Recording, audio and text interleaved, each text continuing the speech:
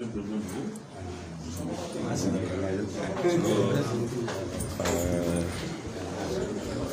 filɛbagaw n'a lamɛnbagaw an foli b'aw bɛɛ lajɛlen donc nin wagati in na an bɛ Imam Dicko ka centre la donc M5 RFP mɔgɔw nana visite la Imam ka yɔrɔ la nin wagati in na donc ni chaque imam yɛrɛ donc ani Jamil Bitar donc M5 RFP délégation mɔgɔ caman nana ka na foli bila kana foli bila Imam Dicko la.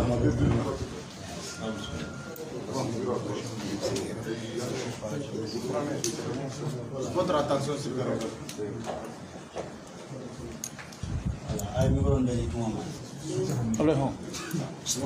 plaît. Voilà, Miguel. S'il vous plaît.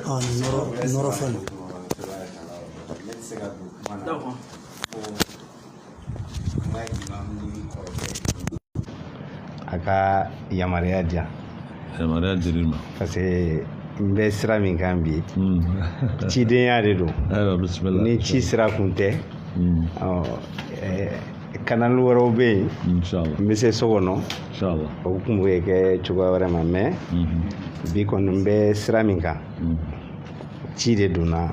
n da la ne de bɛ délégation ɲɛma. Bon, comité stratégique mɔgɔ je crois 5 personnes mɔgɔ 5 de faralen bɛ ne kan bon olu de ye kɛnɛ in sɔrɔ donc an nali baasi tɛ hɛrɛ sira de don toujours ka na ka n'i fo k'i waleɲuman dɔn parce que mɔgɔw tɛ min dɔn an caman bɛ nin ko in kɔnɔna na ala sababu e sababu bon n'i y'a mɛn M5 RFP a tu tigɛra de mɔgɔw min y'a tu tigɛ tu tigɛba fɔlɔ kɔni o ye e ye ka sababuya kɛ min ye a kɛra ala ɲɛna a kɛra buna adamadenw ɲɛna donc M5 yɛrɛ anniversaire san 1 a bɛ dafa juma don normalement c'est le 5 mais bɔli in kɛra juma de donc o juma bɛ bɛn le 4 ma donc mɔgɔ tɛ wele i yɛrɛ ka ko la mais ko n'a taabolo de don ka sababuya kɛ waati tɛmɛlenw na bon i yɛrɛ ye déclaration dɔw kɛ k'a fɔ alimamiya cadre kɔnɔna na i bɛ na misiri baara ninnu i bɛ continuer n'o ye waati kɔnɔna na mais ni i ye mɔgɔw wele parce que an ka kow bila u minɛnw kɔnɔ n'i y'a ye bɔli kɛra le 5 i ye wele bila mɔgɔw ma o mɔgɔ caman sigilen bɛ bi o ni ne yɛrɛ ka jate la dɛ o ye n ka faamuyali cogo ye o ni retour ka kan bi ka sababuya kɛ n'i ye mɔgɔw wele ni baara dɔ kɛra n'a a ɲɛna a ma ɲɛ o y'an ka bunadamaden baara cogoya ye kɔntarandi kan ka k'u ye aya ni baara kuraw min fana bɛ sen na n'o kan ka boloda an kan ka jɛ ka o ɲɛfɔ ɲɔgɔn ye k'a fɔ an bɛ yan bi fanga sira fɛ fanga sira tɛ parce que jɛ kɔnɔna na a mana kɛ cogo o cogo buna adamadenw waati dɔw la mɔgɔw bɛ kuma mais e yɛrɛ personnellement ni min t'i dɔn ne kɔni bɛ dɔɔnin dɔn n'i ka kuma man ca bon kuma bɛ kuma na o bɛɛ tɛ se ka fɔ jama na mais a gundo an bɛ dɔɔnin dɔn a na donc mɔgɔw k'a faamuya k'a fɔ M5 RFP tɔgɔla bi an nana kuma sira fila tɛ yen dɛ sira in ye kelen ye M5 ye e ta ye bi i ta de don sini awa n'a ɲɛna Imam Dicko n'a tiɲɛna fana Imam Dicko tɔgɔ in kɔni a tɛ se ka taa kɛ e dan cogo si ma parce que diɲɛ y'a ye sur le plan international et le plan national. Donc normalement mɔgɔ caman kun kan ka na mais réunion caman de donna ɲɔgɔn na président Choguel ko ni n sera yan n k'a ka foli n k'a las'i ma k'a yɛrɛ bɛ sira la parce que hali ne ye bɔli laban min kɛ yan an kun kan ka s'i ma mais ani ko girigara ninnu donna ɲɔgɔn na donc o de y'a bali a don n'o tɛ ne yɛrɛ tun ye weleli kɛ n ko an bɛ sira la bon donc vraiment k'a f'i ɲɛna ko hali bi kalifa in k'a kuraya donc je crois que ci min kɔni donna n da la principalement o ye k'a fɔ fana le 4 an jigiya b'i kan hakilina b'i la ni i ka programme kɔni ma a tiɲɛ i bolo a ka di M5 en tout cas jamakulu bɛɛ lajɛlen i ka y'a kɛnɛ kan k'a fɔ an y'an dogo ka na o de la n ko médiaw ka na pour que diɲɛ ka k'a seere k'a fɔ ko tɛmɛna nin cogo de la filiw min tɛmɛna filiw min an donna a kɔnɔ bunadamaden baaraw de don ne yɛrɛ kɔni personnellement n bɛ se ka kuma bi jeunesse tɔgɔ la jeunes fɛn o fɛn dérapé la n b'a ɲini fɛ kɔrɔndɔya la karamɔgɔya la i ka yafa anw ma ala ni kira jati kama donc an bolo fila b'an kɔ bi an bolo fila b'an kɔ sini aya donc vraiment n bɛ fɛ k'o de fɔ introduction na ni yɛrɛ n'i b'an bilasira cogo min na ni min bɛ yen vraiment an y'a décidé commission in kɔni sigira ne de bɛ commission in ɲɛma a sigira k'a sɔrɔ Bandaw ni Mokhtar Wane u ka démission ma annoncé bon an ye démarche min daminɛ fana n b'a f'i ɲɛna an sera an balima dɔw ma n'o ye Clément ani Kawujim ani Banjugu ani Sufi Bilal ani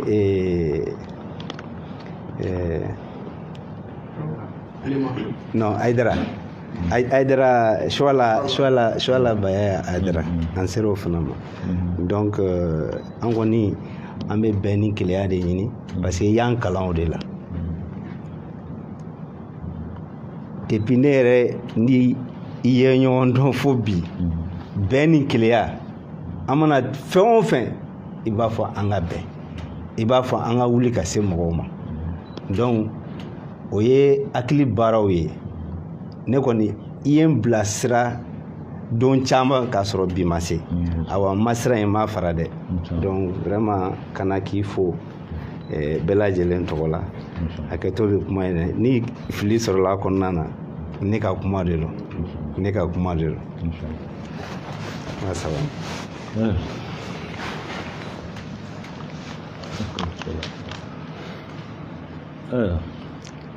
بسم الله الرحمن الرحيم الحمد لله والصلاة والسلام على رسول الله السلام عليكم ورحمة الله ala k'an bɛn sababa ma dɔ i nana i ni jɛɲɔgɔnw a diyara n ye a bonyana n ma mɔgɔ tɛ kuma ka tila k'i yɛrɛ sɔsɔ ne y'a fɔ bi ko tɛ n ko fɛn o fɛn n'a bɔra mɔgɔ wɛrɛ la ka se ne ma kumakan jugu do wale jugu do fɛn wɛrɛ de do fɛn yafalen do ne yafalen do ka kɔn n tɛ se k'o fɔ ala ɲɛna ka tila ka fɛn wɛrɛ mara n dusukun na mɔgɔ o mɔgɔ ye fɛn o fɛn fɔ wali ye fɛn o fɛn kɛ a jate k'a fɔ ko yafa kɛra a ma foyi tɛ n dusukun na ka ɲɛsin mɔgɔ si ma ne tɛ se ka jɔn minbari sanfɛ k'a fɔ mɔgɔw ye u ka kɛ mɔgɔ ɲumanw ye ne yɛrɛ ka tila ka juguya minɛ n dusukun na mɔgɔ si tɛ ka juguya si tɛ n dusukun na mɔgɔ ka koniya tɛ n dusukun na adamaden ye adamaden de ye ne man bon fili ma a bɛ se ka kɛ adamadenya la ni baarakɛɲɔgɔnya la ne ye acte minnu posé mɔgɔ dɔw fɛ fili don olu fɛ fili don kuma u ka kan ka min fɔ a la adamadenya la u y'o fɔ a la vraiment ne yafalen bɛ bɛɛ ma foyi tɛ n dusukun na ka ɲɛsin mɔgɔ si ma n y'a fɔ kunungo n y'a fɔ bi sini fana n b'a fɔ ten diɲɛ média bɛɛ ye ne wele ka ne ɲininka Jeune Afrique ye n wele nin sigiyɔrɔ in na u nana yan u ka ciden nana yan mun b'i ni M5 cɛ n ko fɛn tɛ n'a cɛ a tɛ n'olu cɛ a tɛ ni maa wɛrɛ cɛ k'a fɔ k'o ye kɛlɛ ye mɔgɔ tɛ M5 la ko ne ni e delila ka kuma daminɛ an ni ɲɔgɔn cɛ fɛn tɛ yen ko an bɛnna nin kan ne ni e cɛ ala yɛrɛ b'a dɔn seere don an bɛnna nin de kan ko ne fɔra o kɔ ne ye min kɛ a bɛ se ka kɛ o ye ne ka faamuya ni n ka hakili cogoya ye an sera yɔrɔ dɔ la ne ye diinɛmɔgɔ ye ne ye alimami de ye jamana yɛrɛ tangani kosɔn parce que alimamiw u man di ne ko o kuma ne bɛ segin n ka misiri la ka ko in to politiki mɔgɔw bolo n'o taara ko wɛrɛw taara b'o la adamadenya kow de don fɛn caman bɛ se ka bɔ a la et puis ni mɔgɔw hakiliw wulila dusuw wulila bɛɛ b'i ta fɔ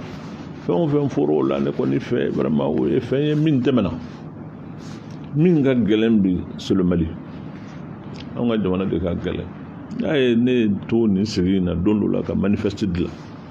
n ko ni jamanadenw an ma pacte républicain kɛ ka fara ɲɔgɔn kan ka jamana in ta an hakili la ko a bɛ kɛ cogo o cogo a tɛ kɛ ten an bɛ boli ko an bɛ taa élection na élection dans ce contexte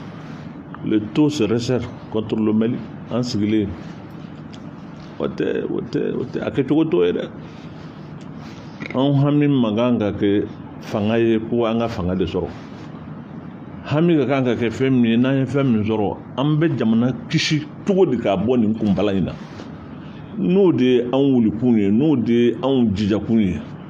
mɔgɔ o mɔgɔ y'o de ɲini ne ni e bɛ ɲɔgɔn fɛ n ka sɔrɔ i la o n ka jan i la o n'a kɛ kun de ye jamana in bɛ kunbala min na a ka se ka bɔ o la walahi ne ni e bɛ ɲɔgɔn fɛ donc problème si tɛ yen hakilina min mana sɔrɔ ne bolo bilasirali kan na ayiwa hakili ɲuman na k'a ɲɛsin aw ma k'a ɲɛsin jamanaden tɔw ma problème si tɛ ne bolo a la mais je crois que jamana bɛ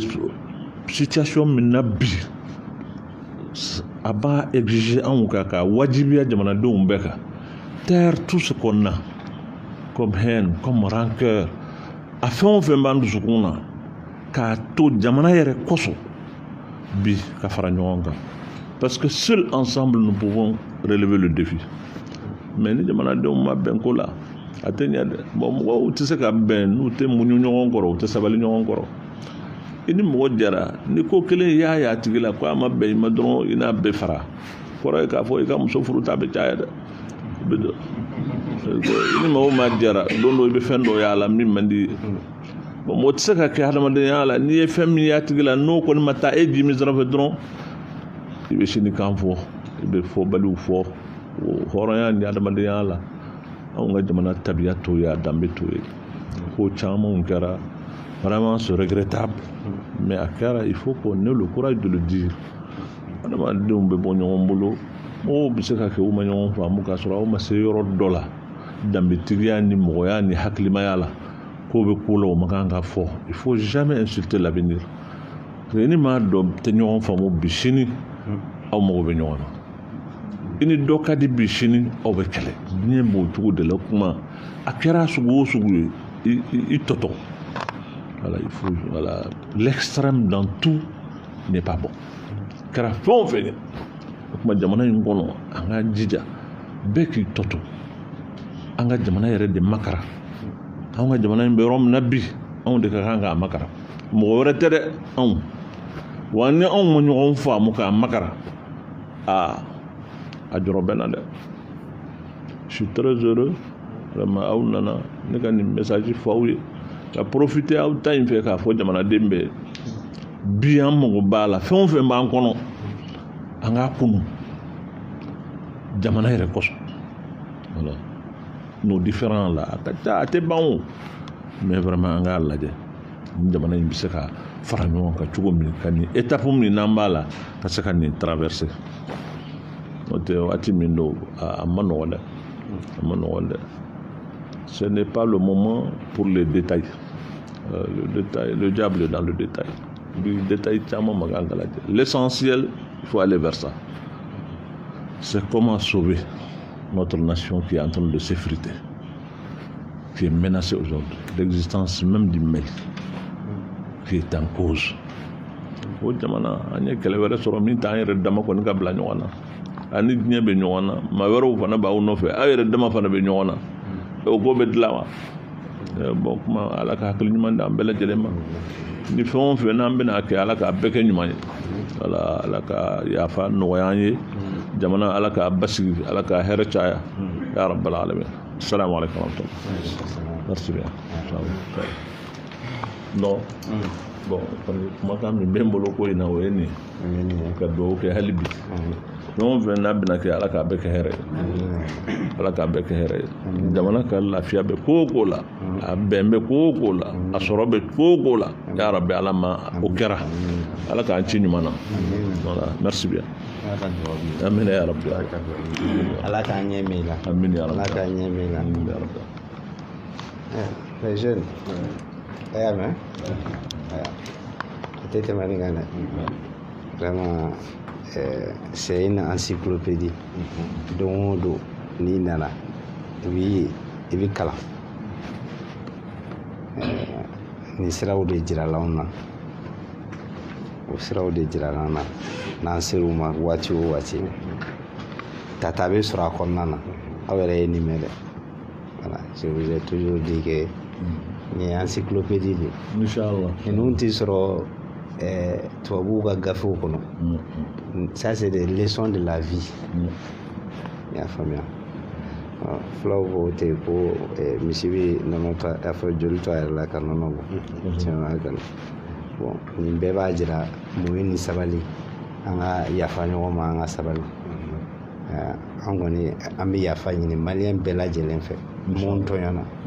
mun yɛrɛ tora nin ko ninnu kɔnɔna na hali bi an b'a ɲini aw fɛ an bɛɛ ka jɛ ka dubabu k'u ye mun yɛrɛ bɛ degun kɔnɔna na ala ka lafiya d'u ma ala ka jamiya ala ka basigi vraiment bonya a diyara n ye on ne s'attendait pas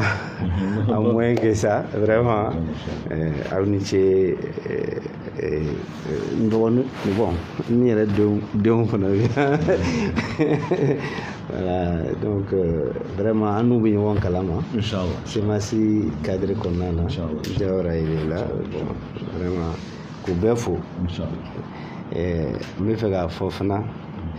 bɛɛ lajɛlen k'a faamuya kuma bɛɛ n'a fɔ don ne sera M5 kɔnɔ ala sababu ale sababu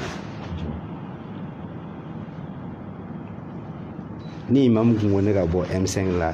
seconde in t'a kɛ mɔgɔw bɛ kuma caman fɔ kuma bɛɛ n'a fɔ don n bɛ fɛ que vous le prenez en témoignage a yɛrɛ bi yan bi a sigilen tɛ n'a ye ko n b'a fɔ a ɲɛna ne ka tɔn ye décision ta don min na u ko ni imamu tɛ an tɛ don a kɔnɔ ji bɛ n'a tɛmɛ sira awa ni ko tun b'a ma n'a tun ye ne wele n kelen de bɛ da n kaburu kɔnɔ bi kun t'anw sɔrɔ a kɔnɔ donc k'a jira bɛɛ lajɛlen na k'a fɔ nin baara in bɛɛ bɛ kɛ ɲɛ sira kan kuma wɛrɛ tɛ yen toujours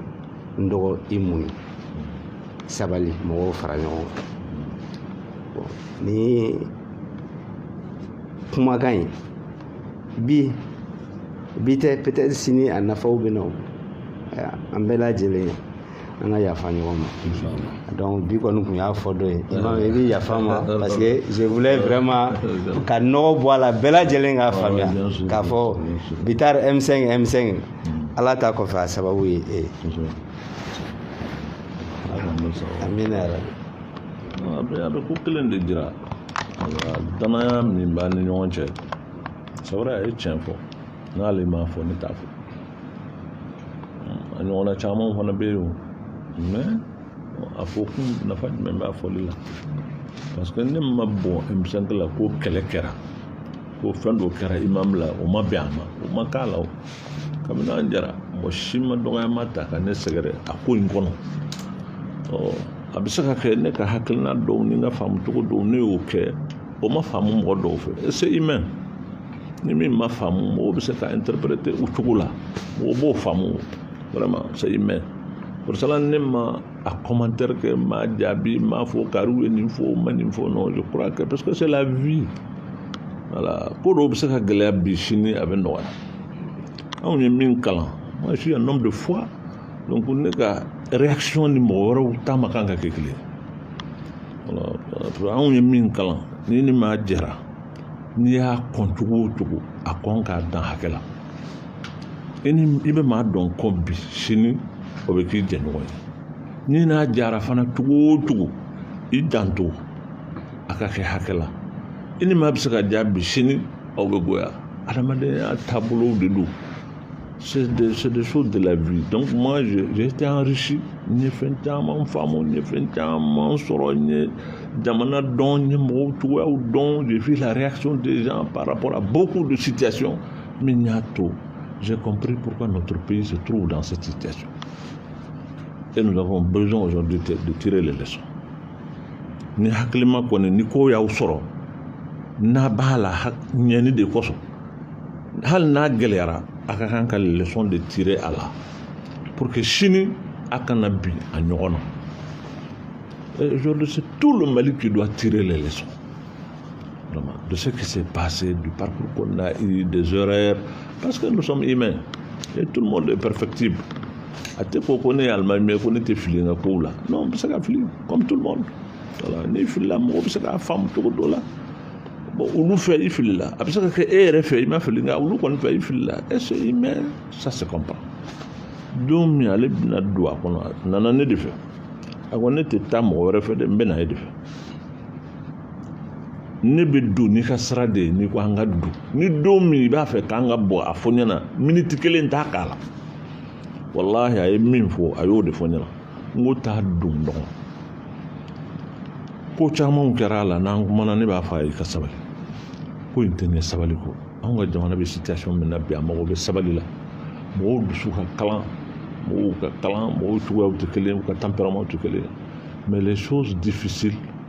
il faut beaucoup d'endurance et de patience pour que o ka dilan diɲɛ ye parcours de ye don kelen ko tɛ a tɛ se ka kɛ mɔgɔ sago ye don kelen fɛn caman de b'a kɔnɔ mais ceux qui peuvent dominer les situations difficiles o ye minnu bɛ sɔn ka sabali kɛ u niyɔrɔ ye ka sabali kow kɔrɔ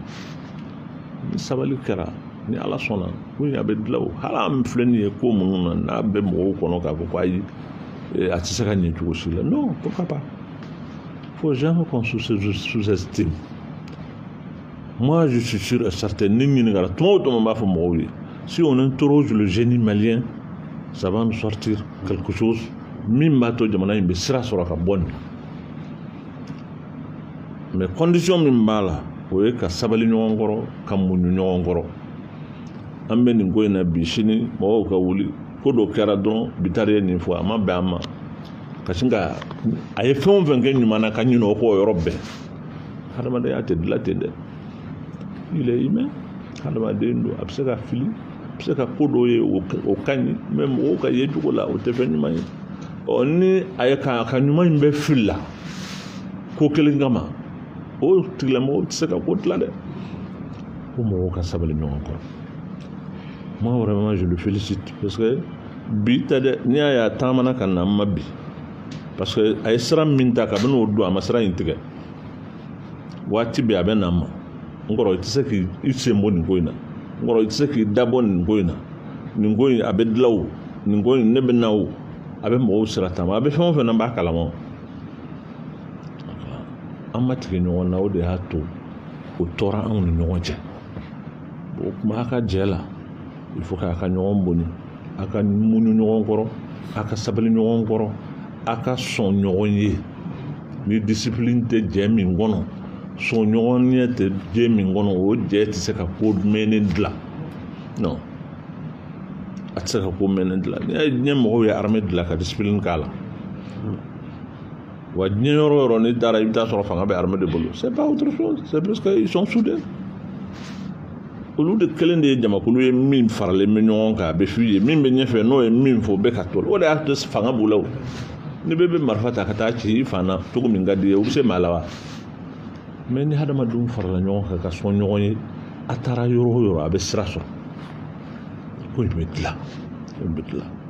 ko dɔ jɛngɛnen don mais a ma bɔn je crois que an ka jamana ye ni ala sɔnna ko bɛ se ka jɛngɛ mais ni ala sɔnna a tɛ bɔn an y'a sara ala la non moi je crois en ce pays là ala ka a ko nɔgɔya ka sabali di an n'aw bɛɛ lajɛlen ma vraiment a bonyana ma a diyara n ye foyi tɛ n kɔnɔ ka kɔrɔ mais min kɛra fana a diyara n ye a bonyana ma voilà an ca ni baraji merci bien.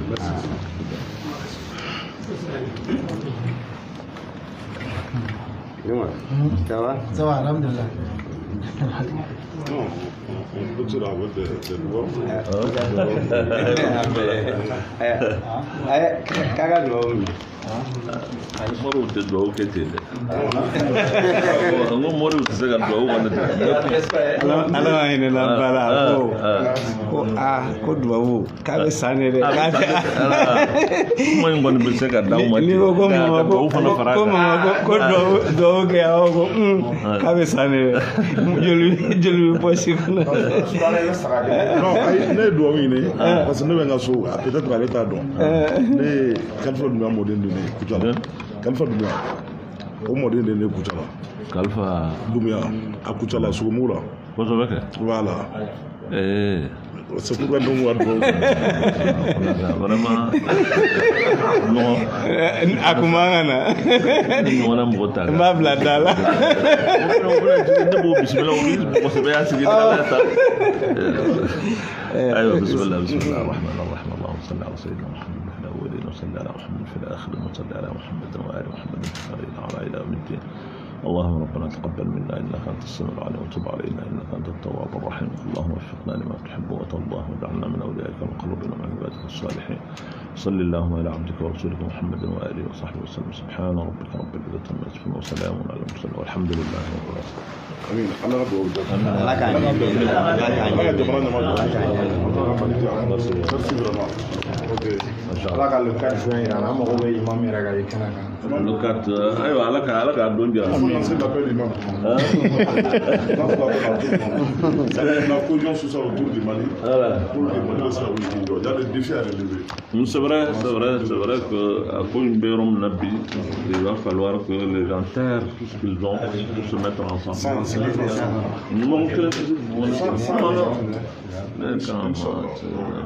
C'est gâteau là.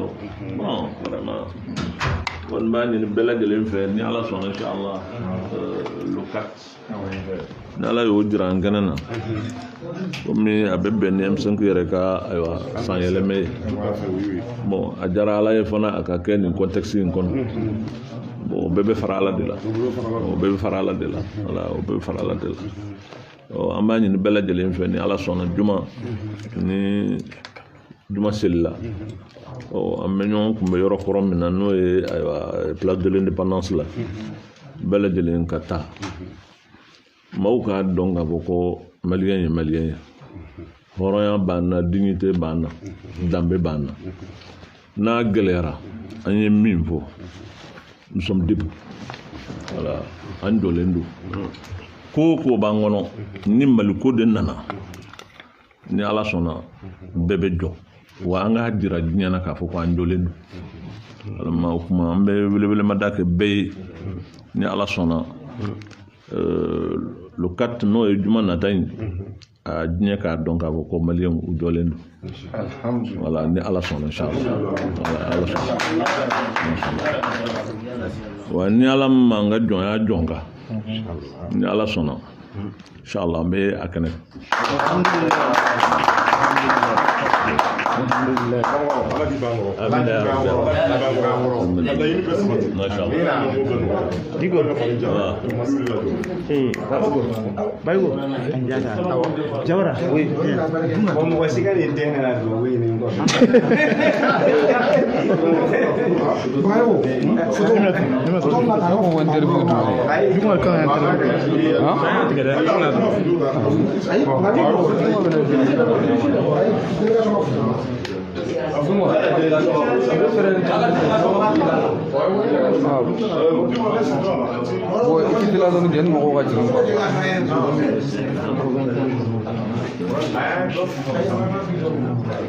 Si tu la donnes le mot, parce que là on est à 3000, donne moi à Bolin Gango. A fina comme un truc.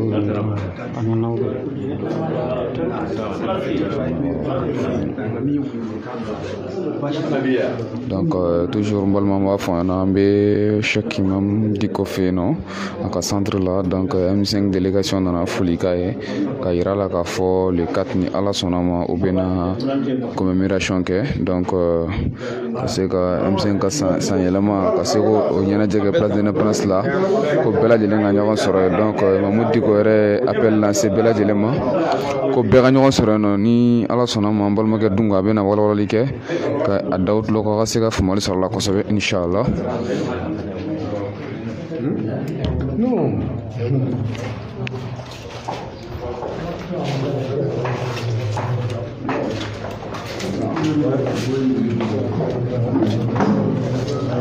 suy nga sekta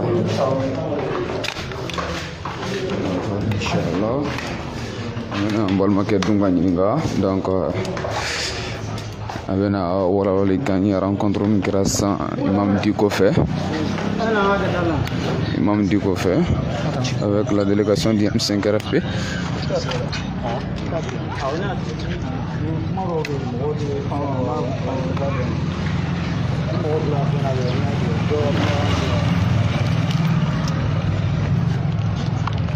How far do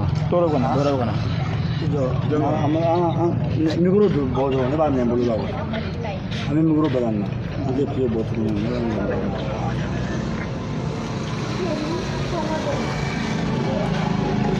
ala centrita quoi ano ma centrita awe mun no fe dron aya fo anga damna joni na interview ke joni na question ko عندك question ne wala amna esa question ne aw question aw ouais it question ti bono ni question ti bono di akanu aw ko no de droit ngana ba aw ko no wana be ko no ni mi ma ya no ulaje an dole lo don nu be atulaje to automatique be ati ana ko mo interview be ok Amadou Dunga, assalamu alaikum. Wa alaikum assalam wa rahmatullah. Ami centre la bi anya wala M5 mo na le do yambi ni ku ni imam ka nyogoni anta do nyogoni mendo donc an ngambi ni nga ful kam mbi bulu ani M5 na kunye jumani imam febi aywa ambe malion be fo malion minnu be kan laje Mali kono ani Mali ko kan jendo bi M5 RFP a ye délégation dɔ bila ka na Cheikh Imam Mahamudu Diko fɛ yen nɔ a délégation in Jamil Bitar de ye bɛ a ɲɛmaa la ale de bilala délégation in ɲɛma ka na Cheikh Imam Mahamudu Diko fɛ yen u nana fɛ yen Bitar ko a ma ko caman tɛmɛna ko caman kɛra ko olu nana ɲinɛ a fɛ ko fɛn fɛn kɛra an ka ɲinɛ o bɛɛ kɔ e ko an ka se k'an bolo di ɲɔgɔn ma ka wuli ka jɔ sabati bakurubaya la a y'o de fɔ kuma filanan a kama ko le 5 juin ko M5 RFP a décidé ka bɔ ka taa place de l'indépendance kan le 4 juin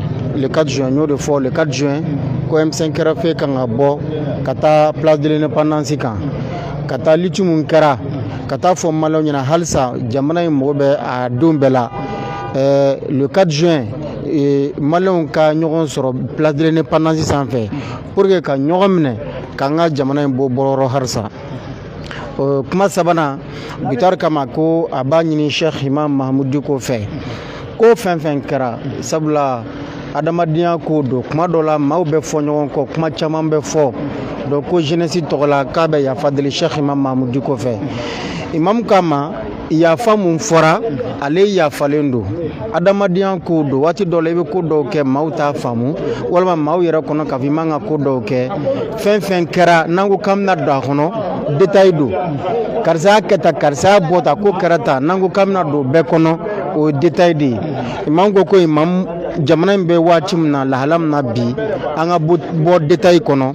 ale yafara bɛɛ ma et que maliyɛnw ka ɲɔgɔn minɛ halisa an ka ɲɔgɔn minɛ pour faire face aux défis du moment o kɔfɛ imam y'a kuncɛ ni mun ye a ko k'a b'a ɲini maliyɛnw bɛɛ fɛ a b'a ɲini maliyɛnw bɛɛ fɛ a b'a ɲini maliyɛnw bɛɛ fɛ an ka ɲɔgɔn sɔrɔ place de l'indépendance kan le 4 juin ni juma seli kɔfɛ an ka taa ɲɔgɔn sɔrɔ yen ka taa yira diɲɛ k'a fɔ ko nous sommes un peuple debout carré maliyɛnw bɛɛ la k'a fɔ an bɛ ɲɔgɔn bolo halisa et que ko mun tɛmɛna mun b'an ɲɛ o de ka gɛlɛn ni mun tɛmɛna ye donc an ka se ka ɲɔgɔn tigɛ minɛ ka se ka jamana in bɛɛ problème kɔnɔ ka se ka bɔ problème kɔnɔ sabula difficulté bɛ yen nɔ bakurubaya la o de kɛra bi n balimakɛ. kumakan laban. kumakan laban ye Cheikh Imam Mahamudu Diko a ye kuma mun fɔ a ko an ka yafa ɲɔgɔn ma olu ye maakɔrɔbaw ye ni an denmisɛnnin damaw de kun don an bɛna don détail caman na bi ka détail caman fɔ ni an denmisɛnnin damaw de kun ye ɲɔgɔn ye anw bɛ segin an kɔ ka détail caman fɔ sabula kuru bɛ bɛɛ kɔnɔ kuru bɛ ne kɔnɔ kuru bɛ mɔgɔ caman kɔnɔ nka a fɔra ko kuru ninnu an ka jɛ olu bɛɛ kɔ jamana in kɔsɔn an ka ɲɔgɔn minɛ fɛn min kɛra ka tɛmɛ o ye erreur de parcours ye et que cette fois-ci an ka jija an kana na erreur kɛ jamana in mɔgɔ bɛ a don bɛɛ lajɛlen de la an ka fara ɲɔgɔn kan donc kumakan laban na an ka ɲɔgɔn sɔrɔ place de l'indépendance sanfɛ juma ni juma jiginna vendredi don voilà donc ko in bɛ ɲɛ o c'était gâté mais maintenant on va solutionner voilà c'était gâté mais maintenant on va solutionner Inch'Allah. Merci beaucoup. Merci. Merci.